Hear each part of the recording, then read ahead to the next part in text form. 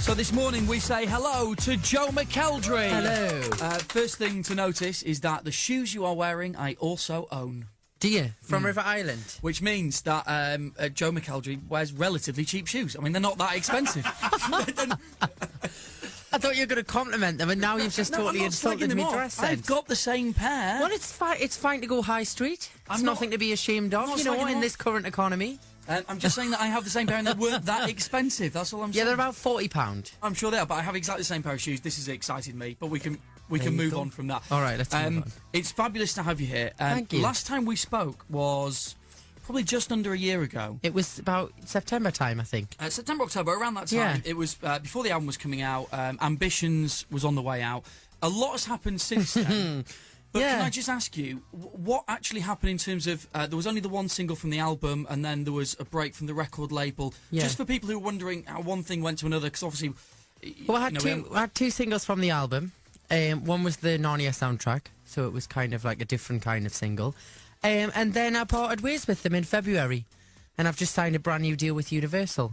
So, yeah. I don't want to pry. What happened? Well, the basic... what... I'm just not with them anymore. That is what happened. Was it a mutual thing that you just decided? It just wasn't working. That was basically it. You know, there was a few things I wasn't happy with. They weren't happy with a few things, and that was where we were. So we kind of just said, okay, let's just move on. And I wanted to explore different things, and they were kind of, you know, when you're with a record label, if they want you to just solely concentrate on that, then that's all you can solely concentrate on because you're in a contract. And there was other things I wanted to explore. And they kind of weren't happy with a few of the things that, you know, that the second single hadn't done as well as the first one and things like that. And so it was kind of just, everybody was a bit, you know, so we all moved on, and that was the way it is. But I still love everybody there. I still love Simon. I'm still friends with everybody, and it was nowhere near as vicious as it was made out to be in the papers. And it was kind of like a parting of ways. It wasn't like, you are dropped, get out, and blah, blah, blah. I wasn't suggesting it was, by the way. It's just no, I know, but everybody, and everybody thought it was because the way the papers portrayed it, that was the way it was. And I was apparently in my house, depressed and crying every day, but I wasn't. Everything was fine, and I had loads of other things to concentrate on. So everything's wonderful. Good. Right. Well, I genuinely, I wanted to clear it up. People will. No, honestly, I totally agree with it, because everybody thinks that I was some kind of recluse for about 3 months. Just I think. Sat at home by yourself in your River Island shoes. Yeah, good. I've been dropped.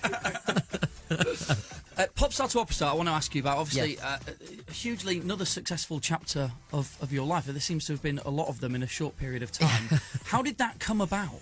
I got asked in, I think it was the end of January, early February, by ITV, if I wanted to be a part of the show, and I was like... And at first, I thought, well, that'll be easy. You know, I've done X Factor, bring it on. At the back of your mind, did you think, yeah, I could win this? Yeah. Not at all. I was absolutely crap myself. It was a great challenge to be a part of, but at first I was having panic attacks about it. You've had two winning moments now in the public eye, X Factor and Pop Star to Opera Star. How did the two compare, that moment? I think the Pop Star to Opera Star was a lot more... In a weird way, for me, it felt more public because people already knew who I was. Whereas on X Factor, although it was a much bigger show, previous to that, people hadn't known who I was. People hadn't known what I'd done. So probably this one, it was a bit more like, oh God, you know what I mean? It was quite pressurising. Well, as you're on Pop Star to Opera Star, I thought we could have an opera-based quiz later on this morning for you. This is going to be funny. It's called Opera or Nopera. Okay, go for it. Yeah. Right, so we can do that next? Yeah, let's do it. My guest this morning is Joe McElderry, who is, of course, the winner of Pop Star to Opera Star. So, Joe, are you ready for our game this morning? Opera or Nopera? I am. I'm going to play you a bit of a song, and you've got to tell me, is it opera or Nopera? Okay, let's go. Okay, are you ready with the first one? I'm ready. Can I just say at this point that I don't know the answer? So this could all be resting on me. This is could resting be resting on you. my knowledge. It's all resting on you. All right, okay. Here's the first one. Is this opera or Nopera? Was that it? That's it. Well, I'm not going to play the whole song. Then you'll know. But one more time. You can have it as many times as you want. One more. Yes, it's opera. You're going with opera. Yes. Let's have a listen.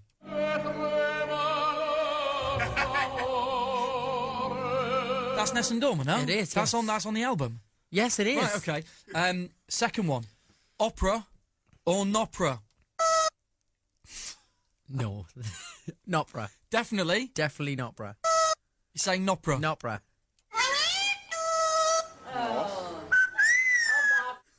Yeah, it's Nopera. Sorry, producer Rob got these. What the hell was that? It's a parrot doing opera. It's a parrot doing opera. It was opera.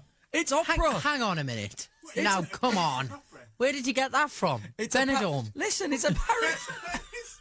It's a parrot. Obviously, it's a parrot doing opera. What's he singing? I don't know what he's singing. It's some sort of parrot opera. What do you search on YouTube at night? Never ask producer Rob what he searches on YouTube at night. Next one. Opera or Nopera? One more? Sounds like some kind of siren. Nopera. Is that a dog doing opera? That's just a dog. That's just a dog. That So was it's not not Nopera. Okay. Right, you ready for the next one? Yes. Opera. If I would have known this was going to be so rubbish, I would never have done it in the first place. just to mention. Opera or Nopera? Definitely opera. Definitely opera. Yeah. It's Catherine Jenkins. Catherine Jenkins. It is Catherine It's Jenkins. that, it's the Gypsy song or something. I don't know. See, I do know what I'm talking about. Bonus point. Bonus point. All right, last one. Opera or Nopera? Nopera. You definitely say Nopera. Nopera. Honestly, I've got no idea. Oh, God knows what this is going to be. That just sounds like some sort of siren. Don't tell us that's a ship singing opera, is it? It's Nopera. It's Nopera. You got pretty much all of them right, apart from the parrot. But who would have got the parrot right? That was quite impressive. You know your opera. I do. It's very impressive. I can only apologise once again for the fact that ever took place. Winner, of course. Are you still in contact with Cheryl Cole at all? We text each other and we speak now and again. It's hard to catch up because, you know, she's always busy, I'm always busy, but we do always keep in contact through texting and emails and things like that. I guess that's a compliment, really, because Cher Lloyd, for example, from last year, has been quite open about the fact that there is no contact there anymore. It's done and dusted. You don't mess with the Geordies. Are you telling me to move on to the next question? Is that what you're saying? But you are still in contact with her. That's nice that you still are. It is nice. It is nice. What do you make of the new judging lineup? Gary and Talisa and I Kelly think Rowland. from what I've heard, I know a lot of people that work on the show because obviously I made good friends with them all. And from what I've heard is it's really exciting seeing a new panel, and they're all saying that it's going to be a really good dynamic because they're all like kind of new to it, except Louis obviously, but he's kind of holding the kind of, you know, of how it all goes. But I think it's going to be nice. I think Cheryl will be a miss. It's inevitable that people don't like change, but I think it's going to throw the public because they're all going to kind of be like, oh, it's not going to be the same. And then, as always, it's going to come back with a bang and everybody's going to love it. Do you not think it's past its best days? It all depends on the talent. It depends on what comes in and what people bring to the show. And I mean, there's plenty of amazing singers in Britain that are always unheard and always unseen, so I'm sure there'll still be plenty more talent.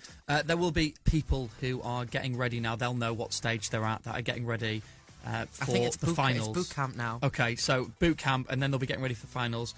What piece of advice would you give to someone who's going through that process? They can make it the best experience of their life if they just enjoy it. If you don't get wrapped up in it all and just learn your song and sing it and just go for it, then it can be the best experience. It's when you kind of start listening to the press and getting a bit big-headed that it all kind of gets a bit messy. So I just enjoyed it. I had an absolute blast and I couldn't believe that I was there and in amongst it all because I was a fan of the show.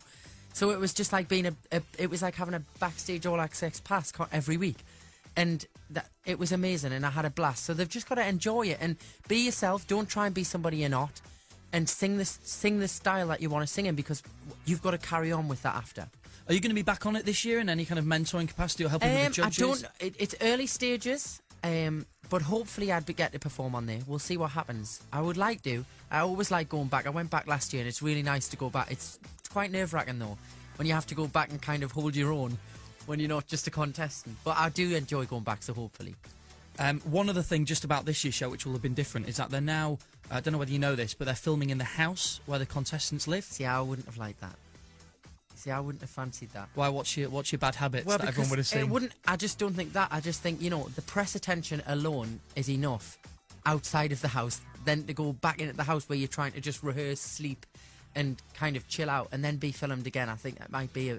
I think they'll probably find that it'll be too much for the contestants. Would that have put you off doing it? Well, I mean, do they even know that this is happening yet? Probably not even. Too late. Yeah. Well, there's a big camera in their face, so you know. You just walk in the house. Would suggest There's a big head camera on your face. I don't know.